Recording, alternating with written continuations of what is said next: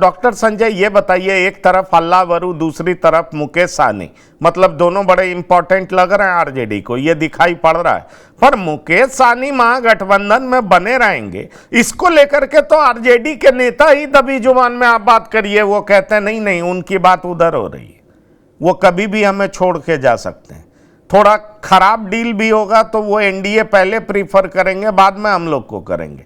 तो ऐसी मीटिंग में आना, बढ़ चढ़ के बोलना, बात ये भी उठ रही है कि क्या कहीं एनडीए के तरफ से जासूसी तो नहीं कराई जा रही? देखिए, दिलीप जायसवाल ने तो खुलासा किया है कि 2 दिन पहले मुकेश सहनी जी हमसे मिले हैं, और दिलीप जायसवाल भारतीय जनता पार्टी के अध्यक्ष हैं, तो वो झूठ क्यों बोलेंगे? और अगर वो झूठ बोल रहे थे तो मुकेश सहनी को सफाई देनी चाहिए थी कि वो झूठ बोल रहे हैं। तो मुकेश सहनी जो पिछली बार जितनी सीटें इनको भारतीय जनता पार्टी ने दे दी थी, शायद वो 11 सीट भी अगर दे दे आरजेडी तो बहुत है। ये तो 60 की बात कर रहे हैं। और है क्या कि ये जो निषाद समाज का जो 15 उपजातियां हैं, जिसको लेकर के ये क्लब करके कहते हैं कि हमारा वोट 8% है, 9% है, जबकि अगर उन सारी जातियों को क्लब भी कर दिया जाए, केवट, निषाद, मलाह, जो भी जातियां हैं, विंद, तो ये इसका मिला करके भी करीब करीब 5-6% वोट आता है।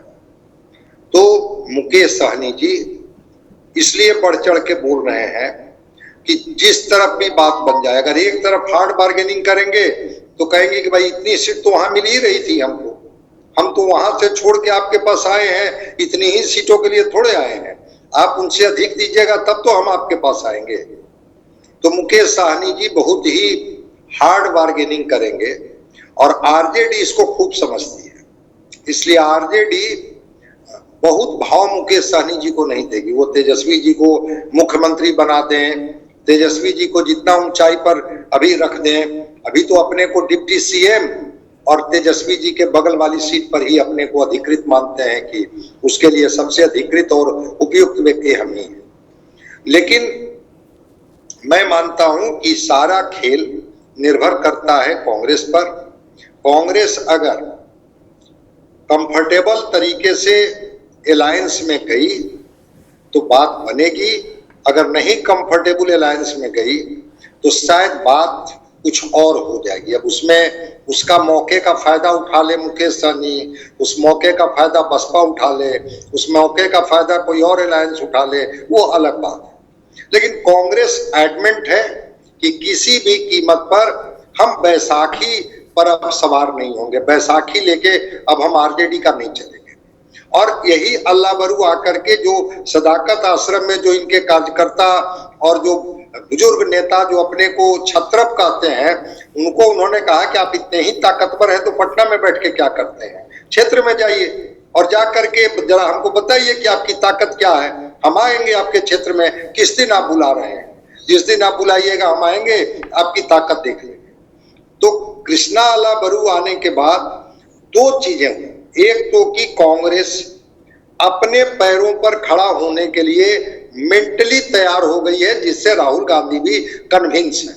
और उसके बाद ही कन्हैया कुमार आ जाए या पप्पू यादव आ जाए, इनको कांग्रेस ने कहा कि ठीक है इनको भेजिए, कहे कि भाई ये तो हमारी पार्टी के साथ खड़ा है, इनको आप क्यों रोके हुए हैं? आरजेडी आपकी पार्टी के साथ क्या करेगी इसका तो कोई ठिकाना नहीं है, लेकिन जो लोग आपकी पार्टी के लिए और पार्टी के साथ खड़ा है उनको आप रोक करके क्यों रखे हुए हैं? तो कन्हैया कुमार को भी इजाजत मिली कि जाइए पलायन रोको और नौकरी दो, पद यात्रा करो, और पप्पू यादव को भी विशेष आमंत्रित सदस्य के ठीक है। पर ये पप्पू यादव जो कह रहे हैं बढ़ चढ़ के कर विनय कुमार जी, आपको लग रहा है कि कांग्रेस ही इस तरह का दबाव बनवा रही है कि भाई कोसी सीमांचल कांग्रेस की जमीन रही है, यहाँ पर कांग्रेस के कार्यकर्ता ज़्यादा हैं, यहाँ पर कांग्रेस को ज़्यादा सीटें मिलनी चाहिए, एनडीए से कांग्रेस ही लड़ाई लड़ सकती है? कैसे देख रहे हैं आप इसको?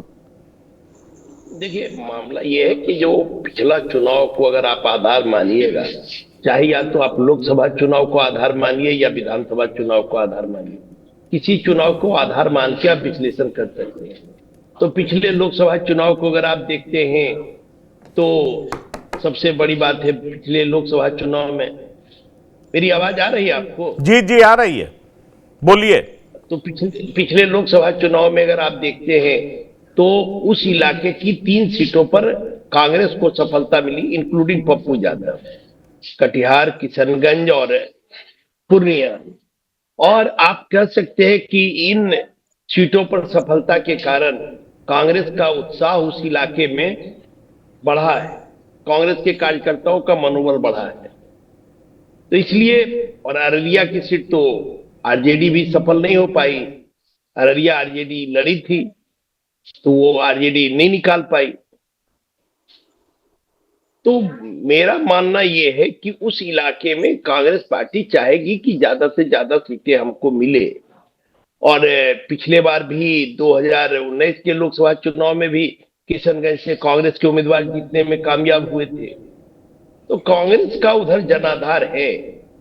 आरजेडी तो आपको याद होगा 2019 में एक भी लोकसभा सीट नहीं जीत पाई थी, जो बिहार जैसे राज्य के लिए बड़ा आश्चर्यजनक था कि आरजेडी जो इतनी जबरदस्त पार्टी है, लालू जी की पार्टी है, गरीबों पिछड़ों की बात करने वाले लालू जी है, उनका कोई सदस्य लोकसभा में 2019 में नहीं पहुंच पाया। तो उस इलाके में, और अगर उस इलाके का विश्लेषण करेंगे विधानसभा वाइज, तो आप देखेंगे कि पिछला विधानसभा में भी आरजेडी का उधर परफॉर्मेंस बहुत खराब रहा। अगर बेहतर परफॉर्मेंस होता तो निश्चित रूप से उस समय 2020 में तेजस्वी यादव की सरकार बन जाती।